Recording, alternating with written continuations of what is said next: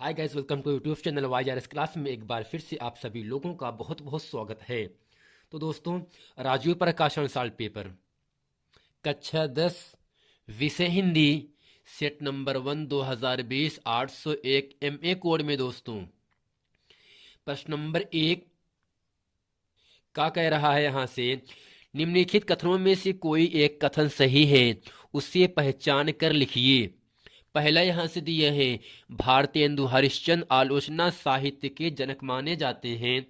दूसरा है, आचार्य रामचंद्र शुक्ल प्रसिद्ध निबंधकार हैं। तीसरा है, मित्रता निबंध के लेखक राय कृष्ण दास हैं। चौथा है, गुनाहों का देवता के रचनाकार मुंशी प्रेमचंद हैं।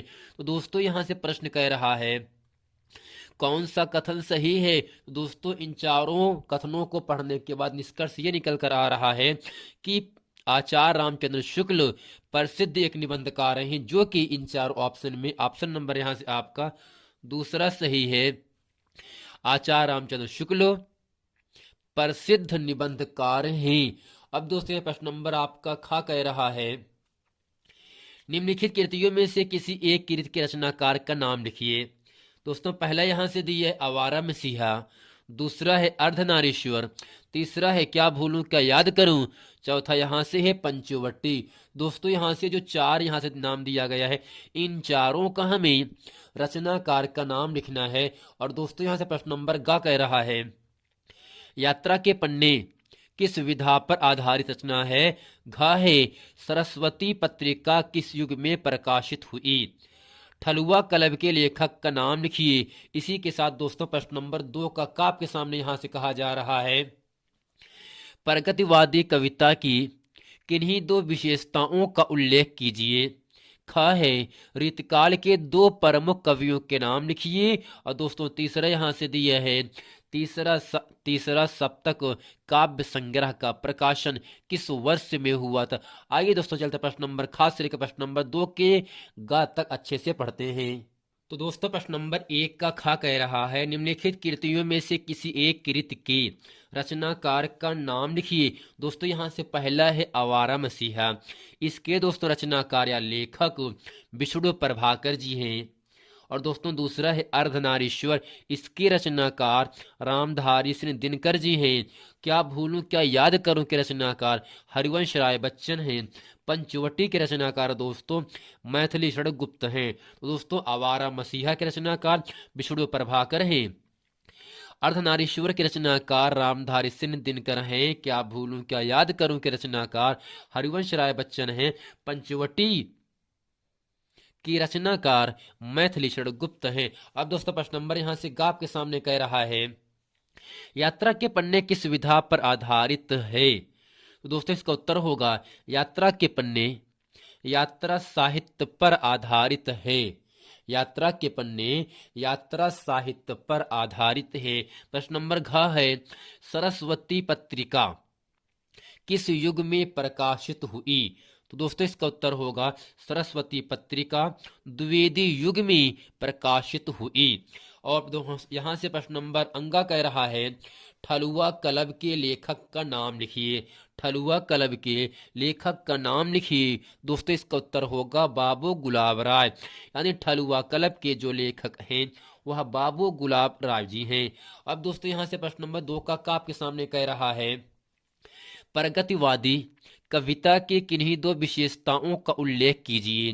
प्रगतिवादी की किन्हीं दो विशेषताओं का उल्लेख कीजिए। अब दोस्तों यहां से इसके उत्तर में लिखेंगे, पहला सामाजिक यथार्थवाद, दूसरा है क्रांति की भावना। प्रश्न नंबर 2 का खा है, रीतिकाल की दो कवियों के नाम लिखिए। दोस्तों पहला है बिहारी, दूसरा है भूषण, अर्थात बिहारी और भूषण जी रीतिकाल के दो कवि हैं। प्रश्न नंबर दोस्तों गा कह रहा है, तीसरा सप्तक काव्य संग्रह का प्रकाशन किस वर्ष में हुआ था। दोस्तों इसका उत्तर होगा, तीसरा सप्तक काव्य संग्रह का प्रकाशन सन 1959 ईस्वी में हुआ था। दोस्तों यहां से जो आपका तीसरा सप्तक काव्य संग्रह है, इसका प्रकाशन 1959 ईस्वी में हुआ था। रीतकाल की दो कवियों के नाम बिहारी और भूषण जी हैं। प्रगतिवादी कविता की किन्हीं दो विशेषताओं का दोस्तों नाम क्या होगा? सामाजिक यथार्थवाद है, दूसरा है क्रांति की भावना। और दोस्तों इसके साथ ही ठलुआ कलब के लेखक बाबू गुलाब राय हैं। सरस्वती सरस्वती पत्रिका किस युग में प्रकाशित हुई? दोस्तों आपको उत्तर होना चाहिए द्विवेदी युग में। और यहां से गाहे यात्रा के पन्ने किस विधा पर आधारित है? तो दोस्तों यात्रा के पन्ने यात्रा साहित्य पर आधारित है। और इसी के साथ यहाँ से आवारा मसीहा के रचनाकार विष्णु प्रभाकर हैं। अर्धनारीश्वर के रचनाकार रामधारी सिंह दिनकर हैं। क्या भूलूं क्या याद करूं के रचनाकार हरिवंश राय बच्चन हैं। इसके साथ पंचवटी के रचनाकार दोस्तों मैथिली शरण गुप्ता हैं। अब दोस्तों चलते यहाँ से हैं प्रश्न नंबर 6 पढ़ते हैं। अब दोस्तों प्रश्न नंबर 6 कह रहा है, निम्नलिखित संस्कृत गद्यांश का संदर्भ सहित हिंदी में अनुवाद कीजिए। अब दोस्तों यहां से हम हेडिंग करते हैं संदर्भ। क्या दोस्तों हेडिंग करते हैं संदर्भ, इसमें लिखेंगे प्रस्तुत गद्य अवतरण। प्रस्तुत गद्य अवतरण संस्कृत परिचायिका के अंतर्गत संकलित पाठ प्रबुद्धो ग्रामीण से लिया गया है।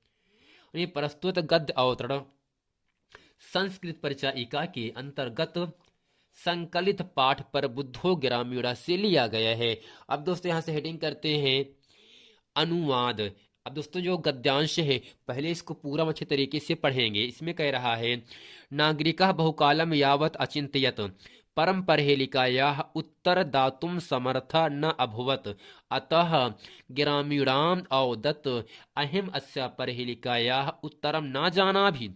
इदं श्रुत्वा ग्रामीणः अकथयत् यदि भवान् उत्तरं न जानाति तर्हि ददातु 10 रूप्यकाणि। अतः मलानमुखेन नागरिकेण समयानुसारं 10 रूप्यकाणि दत्तानि।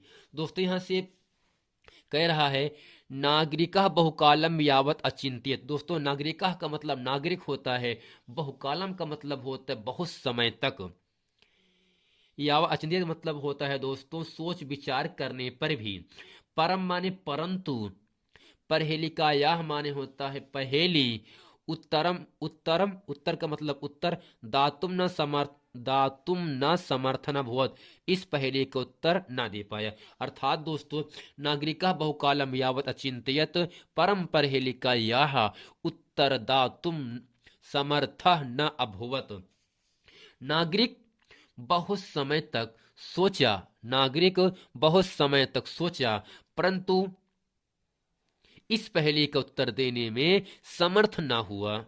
अतः ग्रामीणाम अवदत, अतः माने दोस्तों होता इसलिए, ग्रामीणाम का मतलब ग्रामीण से, अवदत माने बोला, इसलिए ग्रामीण से बोला अहम अस्या। आए दोस्तों अहम का मतलब मैं होता है, अस्या माने इस, मैं इस, परहेलिकाया का मतलब पहेली, मैं इस पहेली, उत्तरम ना जाना भी उत्तर नहीं जानता। अहम अस्या परहेलिकायाः उत्तरम ना जाना भी, मैं इस पहेली का उत्तर नहीं जानता। इदम श्रुत्वा ग्रामीणः अकथयत्, इदम माने यह, श्रुत्वा का मतलब सुन करके, ग्रामीणः का मतलब ग्रामीण, और अकथयत माने होता है कहा। इदम श्रुत्वा ग्रामीणः अकथयत्, यह सुनकर ग्रामीण ने कहा। यदि भवान उत्तरम ना जानाति, यदि का मतलब दोस्तों यदि, भवान माने आप, यदि आप उत्तरम ना जानाते उत्तर नहीं जानते तो, तरही तब, ददातु दीजिए, ददातु दीजिए 10 रूप्यकाणि 10 रुपए। यदि आप उत्तर नहीं जानते तो 10 रुपए दीजिए। अतः मलान मुखेन नागरिकेण समयानुसारम 10 रूप्यकाणि दत्तानि। अतः मान इसलिए होता है, और दोस्तों यहां से लिखा है ना, मलान मुखेन का मतलब होता है मुरझाए हुए मुख वाले, नागरिकेण का मतलब नागरिक ने, समयानुसारम का मतलब होता है शर्त के अनुसार, 10 रूप्यकाणि का मतलब 10 रुपए, दत्तानि का मतलब दे दिए। इसलिए मुरझाए हुए नागरिक ने शर्त के अनुसार 10 रुपए दे दिए। अर्थात दोस्तों इस पूरे गद्यांश को एक बार हम रिपीट कर देते हैं। नागरिकः बहुकालम यावत् अचिंत्यत परम परहेलिकायाः उत्तरम उत्तरदातुं न समर्थभवत्। नागरिक ने बहुत समय तक सोचा परंतु इस पहेली का उत्तर देने में समर्थ ना हुआ। अतः ग्रामीणम अवदत्, इसलिए ग्रामीण बोला, अहम अस्या परहेलिकाया उत्तरम ना जाना भी, हम इस पहेली का उत्तर नहीं जानते। इदम श्रुत्वा ग्रामीण अकथित, यह सुनकर ग्रामीण बोला, यदि भवान उत्तरम ना जानाति, यदि आप इसका उत्तर नहीं जानते, तर्हि का मतलब तब आप 10 रुपये दे। तर्हि ददातु 10 रूप्यकाणि, तब आप 10 रुपये दे। अतः मलान मुखेन नागरिकेण समयानुसारम 10 रूप्यकाणि दत्तानि, इसलिए मुरझाए हुए मुख वाले नागरिक में शर्त के अनुसार 10 रुपये दे दिए। तो दोस्तों यहाँ से आशा करते हैं प्रश्न नंबर 6 का गद्यांश और इसका संदर्भ अच्छे तरीके से आप लोगों को समझ में आ गया होगा। अब दोस्तों यहाँ से प्रश्न नंबर 7 का क्या कह रहा है, अपने पाठ पुस्तक से कंठस्थ कोई एक श्लोक लिखिए जो इस प्रश्न पत्र में न आया हो। तो दोस्तों आपको करना क्या है, 2-3 श्लोक 2-2 लाइन के आपको याद कर लेना है। जैसे अगर हम आपको बताना चाहें एक श्लोक, आप 2 दूरगामी चा साक्षरो न चा पंडिता अमुखा स्फुट वक्ता चयो जानाति सा पंडिता। उसके मुख नहीं है, अपदो उसके पैर नहीं है, दूरगामी दूर दूर चला जाता है, अक्षरों से युक्त होते हुए भी पंडित नहीं है। तो दोस्तों यहाँ से जो आपदा दूरगामी वाला श्लोक है, इसको अच्छे तरीके से आप लोगों को याद कर लेना है। अब दोस्तों यहाँ से प्रश्न नंबर 7 का खा कह रहा है, निम्नलिखित प्रश्नों में से किन्हीं 2 प्रश्नों के उत्तर दीजिए। किन्हीं 2 प्रश्नों के दोस्तों हमें उत्तर दीजिए। पहला यहाँ से कह रहा है, नीर क्षीर विषय हंसस का विशेषता अस्ति। दोस्तों इसका उत्तर क्या होगा, नीर क्षीर विवेके हंसः सुकुल वर्तम पालयति। अब दोस्तों यहां से दूसरा है, वीरः केन पूज्यते। इसका उत्तर होगा वीरः वीरेण पूज्यते। वीरः केन पूज्यते, वीरः वीरेण पूज्यते। अब दोस्तों यहां से अगला कह रहा है, ग्रामीणान का उपहासत। ग्रामीण ने किसका उपहास किया था। दोस्तों इसका उत्तर होगा ग्रामीणात नागरिका उपहासन। ग्रामीण ने नागरिक का उपहास किया। अगला है, विद्या केन वर्धते। विद्या केन वर्धते। तो दोस्तों इसका उत्तर क्या होगा, अभ्यासेन विद्या वर्धते। अभ्यास से विद्या बढ़ती है। विद्या केन वर्धते यानी विद्या किससे बढ़ता है, तो इसका उत्तर क्या होगा, अभ्यास से विद्या वर्धते। अब दोस्तों चलते हैं प्रश्न नंबर 8 का खा गा अच्छे तरीके से पढ़ते हैं। तो दोस्तों प्रश्न नंबर 8 का कह रहा है, करुण अथवा हास्य रस की परिभाषा उदाहरण सहित लिखिए। अब दोस्तों यहाँ से इन दोनों में चाहे करुण रस की परिभाषा चाहे हास्य रस की परिभाषा आपको लिखना है और आपको दोस्तों यहाँ से 2 नंबर की प्राप्ति होगी। दोस्तों हम इन दोनों में परिभाषा पढ़ते हैं हास्य रस की। अब दोस्तों हेडिंग करते हैं काले पेन से हास्य रस। इसमें दोस्तों लिखेंगे और आपको सुनना है। दोस्तों हास्य रस का अस्थाई भाव हास्य होता है। दोस्तों यहाँ से हेडिंग करें काले पेन से हास्य रस। इसमें लिखेंगे, काव्य के पढ़ने सुनने या नाटक को देखने से जब हृदय में हास्य नामक अस्थाई भाव जागृत होता है तो उस आनंद अनुभूति को हास्यरस कहते हैं। यानी दोस्तों काव्य का मतलब कविता, काव्य को पढ़ने सुनने या नाटक को देखने से जब हृदय में हास्य नामक अस्थाई भाव जागृत होता है तो उस आनंद अनुभूति को हास्यरस कहते हैं। अर्थात दोस्तों जब कविता को पढ़ते तो हम हंस देते हैं या नाटक को देखते हैं तो हमारे दिल में एक हृदय में हंसने का भाव जो उत्पन्न हो जाता है, वही अनुभूति ही आपका हास्यरस कहलाता है। अब दोस्तों यहां से कह रहा है उदाहरण भी दीजिए। अब दोस्तों यहां से इसके एग्जाम्पल में लिखते हैं, हंसी हंसी भाजे देख दूल्हा दिगंबर को, पाहुनी जी आवे हिमाचल के उछाह में। अब दोस्तों प्रश्न नंबर यहां से खा कह रहा है, उपमा अथवा रूपक अलंकार की परिभाषा लिखिए। उपमा या रूपक अलंकार की परिभाषा लिखिए। अब दोस्तों यहां से हम चाहे उपमा अलंकार लिखे, चाहे रूपक अलंकार की परिभाषा लिखें, जैसा आप जो आपको अच्छे तरीके से याद होगा उसको ही केवल आपको लिखना है। दोस्तों यहां से हम लिखेंगे उपमा अलंकार की परिभाषा। इसमें दोस्तों लिखेंगे जहां किसी एक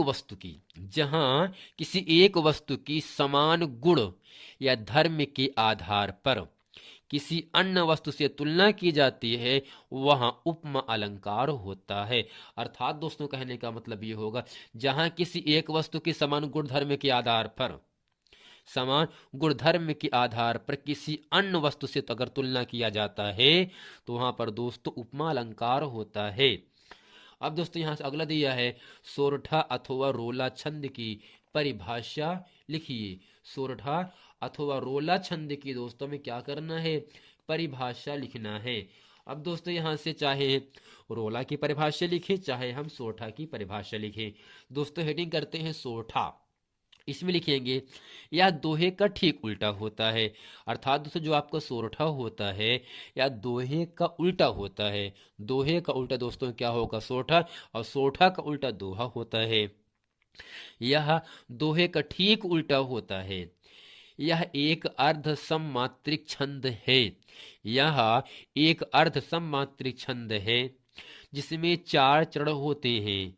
पहले और तीसरे चरण में 11-11 मात्राएं और दूसरे और चौथे चरण में 13-13 मात्राएं होती हैं। अगर दोस्तों इसका एग्जाम्पल आपको समझाना चाहें तो यहां से लिख सकते हैं, जो सुमिर सिद्धि होए गणनायक करिवर बदन करहु अनुग्रह सोए बुद्धि राशि शुभ गुण सदन। अब दोस्तों आशा करते हैं प्रश्न नंबर 8 तक अच्छे तरीके से आप लोगों को समझ में आ गया होगा। अब दोस्तों यहाँ आपके सामने प्रश्न नंबर 9 का क्या कह रहा है, निम्नलिखित उपसर्गों में से किन्हीं 3 के मेल से एक एक शब्द बनाइए। आ अधि अनु सह अभिसु ख है। निम्नलिखित में से किन्हीं 2 प्रत्ययों का प्रयोग करके एक एक शब्द बनाइए। आई, तो, पन, हट, वट, ता। निम्नलिखित में से किन्हीं 2 विग्रह सहित समास का नाम लिखिए। तो दोस्तों हमें समास विग्रह करना है और समास का नाम लिखना है। पहला है चरणकमल है, नवरत्न, चक्रपाणी, उत्थान पतन, पंचानन, सप्तर्षि। प्रश्न नंबर घ है, निम्नलिखित में से किन्हीं 2 शब्दों के तत्सम रूप लिखिए। तो दोस्तों तत्सम का मतलब ये होता है शुद्ध रूप आपको लिखना है। अब दोस्तों यहां से प्रश्न नंबर अंगा कह रहा है, निम्नलिखित में से किन्हीं 2 शब्दों के 2-2 पर्यायवाची शब्द लिखिए। उन्नति है, गिरी है, बादल है, मछली है, हाथी है। दूसरा प्रश्न नंबर 10 का यहां से क्या कह रहा है, निम्नलिखित में से किन्हीं दो में संधि कीजिए और संधि का नाम लिखिए। एक धन एकह, अधधन एव, परधन उत्तरम, अभिधन उत्तरम, अभिधन उदयः। ख है मधु अथवा नदी के चतुर्थी विभक्ति बहुवचन लिखना है। प्रश्न नंबर ग है अपठत, हसामह, पश्येत, पचंतु। इन सब दोस्तों शब्दों के हमें धातु लकार पुरुष तथा वचन लिखिए। और दोस्तों प्रश्न नंबर जो 10 का घा कह रहा है आपके सामने, यहां से निम्नलिखित में से किन्हीं 2 वाक्यों का संस्कृत में अनुवाद कीजिए।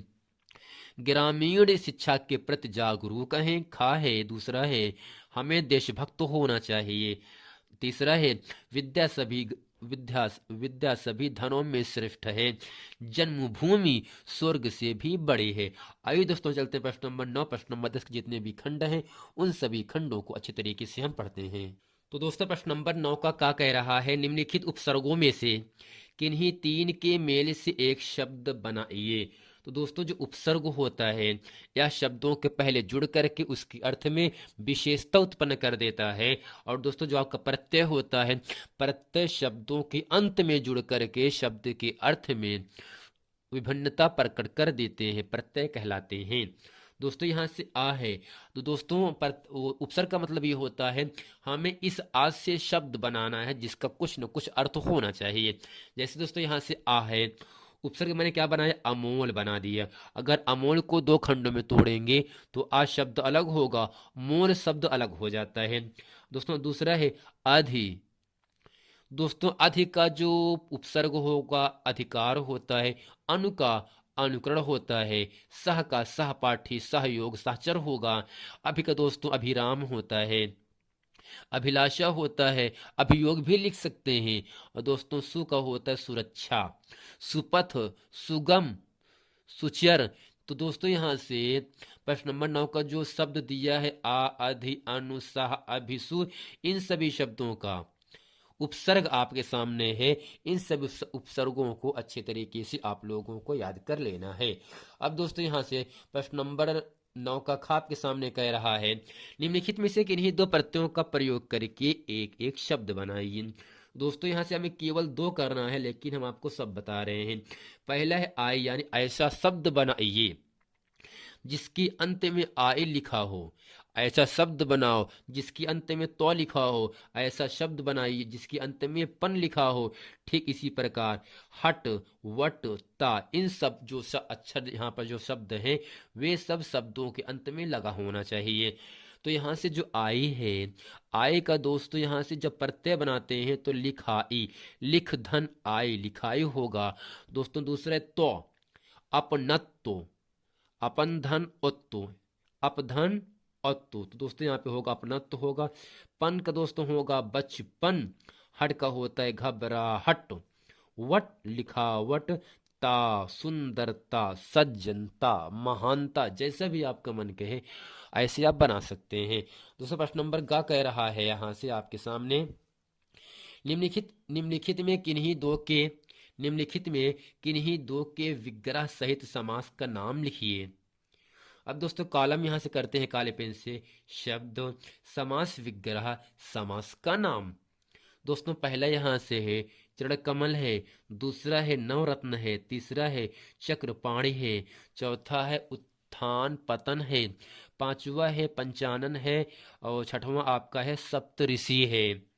अब दोस्तों जब वो चरण कमल का हम समास विग्रह करते हैं तो होता यहां से है कमल जैसा चरण, कमल जैसा चरण, अर्थात दोस्तों जिन शब्दों को समास विग्रह करने पर है जो कि समान शब्द आता है या रूप शब्द लगा होता है समास विग्रह में, तो वह दोस्तों जो आपका समास होता है कर्मधारय समास होता है। तो यहां से जो आपका चरण कमल है यह दोस्तों कर्मधारय समास होगा। दूसरा है नवरत्न, जैसा कि दोस्तों आपको दिख रहा होगा नव संख्यावाची है। नौ दोस्तों क्या है, एक संख्या है, एक संख्यावाची शब्द है। अगर शब्द संख्यावाची होगा तब दोस्तों जो समास होता है वह आपका द्विगु समास होगा, अर्थात नवरत्न, नवरत्नों का समूह, या दोस्तों समास का नाम द्विगु समास होगा। चक्रपाणी, जिसके हाथ में चक्र है, अर्थात दोस्तों बहुव्रीहि समास होगा। उत्थान पतन, अर्थात दोनों दोस्तों दोनों शब्दों के बीच में योजक चिन्ह लगा है बीच में, तो इसका मतलब अगर दो शब्दों के बीच में योजक चिन्ह लगा होगा, जब योजक चिन्ह हटता है तब उसके स्थान पर तथा ये और शब्द आ जाता है। तो उत्थान पतन निशान लगा योजक चिन्ह का, और दोस्तों समास का नाम द्वंद्व समास कहलाएगा। अगला है पंचानन, पांच है मुंह जिसके, पंच का मतलब पांच दोस्तों, आनन का मतलब मुख होता है, यानी पांच है मुंह जिसके, अर्थात यहां से जो समास का नाम होगा बहुव्रीहि समास होगा। सप्तऋषि, दोस्तों सप्त का मतलब सात होता है, सप्तऋषि सात ऋषियों का समूह, सात ऋषियों का समूह, अर्थात सप्तऋषि जो शब्द होगा उसका जो समास विग्रह होगा सात ऋषियों का समूह होता है। और समास का नाम दोस्तों द्विगु समास, जैसा कि सप्त संख्यावाची है और नौ संख्यावाची है, तो जिन शब्द में संख्यावाची शब्द लगा रहता है वह आपका द्विगु समास के अंतर्गत जाता है। अब दोस्तों यहां से जो अगला प्रश्न आपके सामने आता है, घा कह रहा है निम्नलिखित में से किन्हीं दो शब्दों के तत्सम रूप लिखिए। तो दोस्तों तत्सम का मतलब होता है शुद्ध रूप, ऐसे शब्द जो संस्कृत में ही उपयोग किए जाते हैं तत्सम शब्द कहलाते हैं। दोस्तों यहां से लिखते हैं शब्द तत्सम शब्द। आज, दोस्तों आज का तत्सम होता है अद, अमावस का होता है अमावस्या, चौराहा का होता चतुष्पद। अर्थात दोस्तों जो आपके तत्सम शब्द होते हैं उनको हम शुद्ध रूप कहते हैं। जो आपका तद्भव शब्द होता है उनको हम अशुद्ध शब्द कहते हैं। अर्थात हमेशा हम अपने मुख से अशुद्ध शब्द का अर्थात तद्भव शब्द का ही उपयोग करते हैं। जैसे खंभा, हमेशा हम खंभा ही बोलते हैं। और दोस्तों खंभा का जो तत्सम होता है वह आपका स्तंभ होता है। और दोस्तों इसी प्रकार जो आपका कर्ण का मतलब कान होता है, कान हमेशा कहते हैं, कर्ण बहुत कम कहते हैं। तो यहाँ पर जो होगा आपका कर्ण वह आपका तत्सम होगा, और जो कान होता है वह आपका तद्भव होता है। और दोस्तों आंख हमेशा बोलते हैं आंख हो, तो दोस्तों आंख को हम कहते हैं अच्छी। क्या कहते हैं? अच्छी। तो अच्छ शब्द आपका तत्सम होगा, और जो आपका आंख होता है वह आपका तद्भव शब्द हो जाएगा। दोस्तों यहाँ से आज को हम अद कहते हैं तत्सम रूप में, अमावस को अमावस्या कहते हैं। चौराहा, चौराहा शब्द दोस्तों क्या है? तद्भव शब्द है। इसका तत्सम शब्द चतुष्पथ होता है। दोस्तों चना का तत्सम होता है चड़क होता है। कुआं का दोस्तों कूप होता है, कूप का मतलब कुआं होता है। और दोस्तों बत्ती का जो तत्सम शब्द होता है वह दोस्तों वर्तिका होता है। अगर दोस्तों सिंपल समझाना चाहें, या सब पूरा मीनिंग है या सब पूरा माने है। अद माने आज, अमावस्या माने अमावस, चौराहा का मतलब चतुष्पथ, और दोस्तों चड़क का मतलब चना होता है, कूप का मतलब कुआं होता है, वर्तिका मिस होता है बत्ती। अब दोस्तों आशा करते हैं प्रश्न नंबर 9 के का खा गा घा। अब दोस्तों चलते हैं प्रश्न नंबर अंगा, अच्छे तरीके से हम पढ़ते हैं। दोस्तों यहाँ से अंगा आपके सामने कह रहा है, निम्नलिखित में से किन्हीं दो शब्दों के दो दो पर्यायवाची शब्द लिखिए। पहला यहाँ से उन्नति, इसको इसमें दोस्तों लिखेंगे प्रगति विकास। दोस्तों उन्नति का मतलब ये होता है प्रोग्रेस करना, तरक्की करना, आगे बढ़ना। यहां से लिखते हैं प्रगति उत्थान विकास। दोस्तों दूसरा है गिरिही। दोस्तों गिरिही का जो पर्यायवाची शब्द होता है, तो गिरिह का मतलब घर होता है, यानी घर लिखें या सदन लिखें या भवन लिखें, घर सदन भवन इन सब गिरिह शब्द का पर्यायवाची शब्द होता है। दोस्तों अगला है बादल, मेघ, वारिद। तो दोस्तों केवल हमें दो ही शब्द लिखने हैं पर्यायवाची शब्द। तो बादल का जो पर्यायवाची शब्द होता है मेघ होता है, बारिद होता है। तो दोस्तों मछली का पर्यायवाची शब्द होता है मत्स्य भीम। मत्स्य माने मछली, भीम माने मछली, बारिद माने बादल, मेघ माने बादल, सदन माने घर, विकास माने उन्नति, प्रगति माने उन्नति या तरक्की। दोस्तों हाथी को हम कहते हैं गज या हस्ती, गज या हस्ती। दोस्तों गज माने हाथी होता है, हस्ती माने हाथी होता है। तो जो पर्यायवाची शब्द होता है, ऐसे शब्द जो एक से अधिक अर्थ रखते हैं पर्यायवाची शब्द कहलाते हैं। ऐसे शब्द जो एक से अधिक अर्थ रखते हैं पर्यायवाची शब्द कहलाते हैं। अब दोस्तों चलते हैं प्रश्न नंबर 10 का पढ़ते हैं। तो दोस्तों प्रश्न नंबर जो 10 का है, संधि विच्छेद दिया है, संधि और संधि का नाम बताना है। अब दोस्तों संधि विच्छेद दिया क्या है? एक धन एकाहा, एक धन एकाहा। दोस्तों संधि क्या होगा? एकैकह, यानी एकैकह का संधि विच्छेद एक धन एका होता है। और एक धन एका है दोस्तों एकैकह, जैसा कि आपको दिख रहा होगा, जिन शब्दों के ऊपर ऐ की मात्रा लगाया गया होगा, दो मात्रा लगाया गया होगा, वह आपका संधि वृद्धि संधि होता है। और जिन शब्द में अधूरा शब्द बीच में आता है वह दोस्तों आपका यड़ संधि होता है। दोस्तों अगला है अददन एव, अद्यव। यहाँ पर भी दोस्तों द पर क्या है? एक मात्रा है, तो यह भी आपका वृद्धि संधि होगा।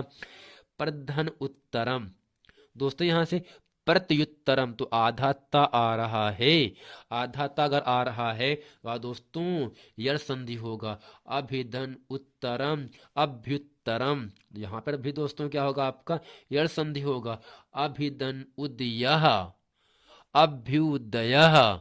जैसा कि दोस्तों इन शब्द में, इस पूरे शब्द में, अभ्युदय शब्द में आधा भा अधूरा शब्द आ रहा है। अगर शब्दों के बीच में अधूरा शब्द आएगा तो वह संधि यड़ संधि होगा। अगर शब्द में अय या अ या औ की मात्रा अगर आएगा तो वह दोस्तों आपका वृद्धि संधि होता है। अब दोस्तों यहाँ से प्रश्न नंबर ख कह रहा है मधु अथवा नदी की चतुर्थी विभक्ति बहुवचन क्या होता है। दोस्तों यहाँ से लिखेंगे मधु अथवा नदी की चतुर्थी विभक्ति जो बहुवचन होगा दोस्तों मधु का होता है मधुभ्य होता है, और दोस्तों नदी का चतुर्थी विभक्ति बहुवचन नदीभ्याम होता है। मधु का चतुर्थी विभक्ति बहुवचन मधुभ्या होता है, नदी का चतुर्थी विभक्ति बहुवचन नदीभ्या होता है। तद पुल्लिंग है जैसा दोस्तों तद शब्द का चतुर्थी विभक्ति बहुवचन तेभ्या होता है, और युष्मद शब्द का चतुर्थी विभक्ति बहुवचन दोस्तों युष्मभ्यम होता है, युष्मभ्यम होता है। अब दोस्तों प्रश्न नंबर गा कह रहा है दोस्तों शब्द आपको यहां से दिया गया है अपठत, हसामह, पश्येत, पचंतु, इन सभी धातुओं का दोस्तों हमें रूप लकार पुरुष और वचन पूछ रहा है। दोस्तों अपठत ये पठ धातु से आया है, लकार दोस्तों लड लकार है, दोस्तों पुरुष कैसा है मध्यम पुरुष, वचन कैसा है दोस्तों बहुवचन है। हसामह दोस्तों यह हस धातु से आया है, हसामह लकार लट लकार है, हसामह पुरुष दोस्तों उत्तम पुरुष है, और हसामह जो वचन होगा वो आपका बहुवचन है। पश्चेत दोस्तों पश्चेत आपका जो रूप होगा पश्चेत का दृश्य धातु है, दृश्य धातु है। पश्चेत लकार में दोस्तों विधिलिंग लकार होगा, पश्चेत में दोस्तों जो पुरुष होगा प्रथम पुरुष होगा, पश्चेत में दोस्तों जो वचन होता है यह आपका एक वचन होता है। अब दोस्तों अगला यहां से पचंतु दोस्तों पचंतु जो होगा जिसका जो धातु रूप है वह दोस्तों पच धातु का रूप है। पचंतु का दोस्तों लकार आपका लोट लकार है, पचंतु दोस्तों पुरुष आपका प्रथम पुरुष शब्द है, और दोस्तों पचंतु आपका बहुवचन शब्द है। अब दोस्तों यहां से प्रश्न नंबर घ कह रहा है संस्कृत अनुवाद कीजिए, संस्कृत अनुवाद कीजिए। दोस्तों यहां से पहला है ग्रामीण शिक्षा के प्रति जागरूक हैं, ग्रामीण शिक्षाम प्रति जागरूकम संति। दूसरा है हमें देशभक्त होना चाहिए, वयम देशभक्त भवेयुः, वयम माने हमें देशभक्त होना, भवेयुः चाहिए, हमें देशभक्त होना चाहिए, वयम देशभक्त भवेयुः। विद्या सभी धर्मों में श्रेष्ठ है, विद्या धनम सर्वधनम प्रधानम। विद्या का मतलब दोस्तों इल्म होता है, विद्या धनम विद्या रूपी धन, सर्वधनम सभी धनों में, प्रधानम प्रधान है श्रेष्ठ है मुख्य है, विद्या सभी धर्मों में श्रेष्ठ है, विद्या धनम सर्वधनम प्रधानम। जन्मभूमि स्वर्ग से भी बड़ी है, जन्मभूमि स्वर्ग से भी बड़ी है, जन्मभूमिस स्वर्ग स्वर्गदा अपि गरीयसी। जन्मभूमि स्वर्ग से भी बड़ी है, जन्मभूमि स्वर्गदा अपि गरीयसी। दोस्तों आशा करते हैं सेट नंबर 1 2020 801 एमए कोड में जितने भी खंड हैं, और दोस्तों हम आपको ये बता देना चाहते हैं जीवन परिचय, और दोस्तों इसके साथ ही आपका निबंध अच्छे तरीके से आप लोगों को तैयार कर लेना है। दोस्तों निबंध आपका यहाँ से 6 नंबर के पूछा जाएगा, लेकिन जो आपका ज्योत जवाहर खंड काव्य है यह केवल 3 नंबर के लिए आपसे पूछा जाएगा। और दोस्तों जो आपका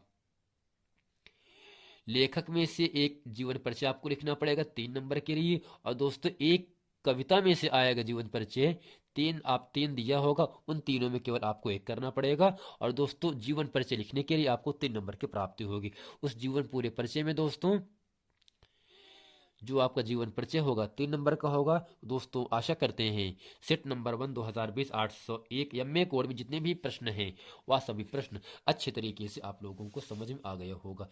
मिलते हैं दोस्तों नेक्स्ट वीडियो में, तब तक के लिए थैंक यू।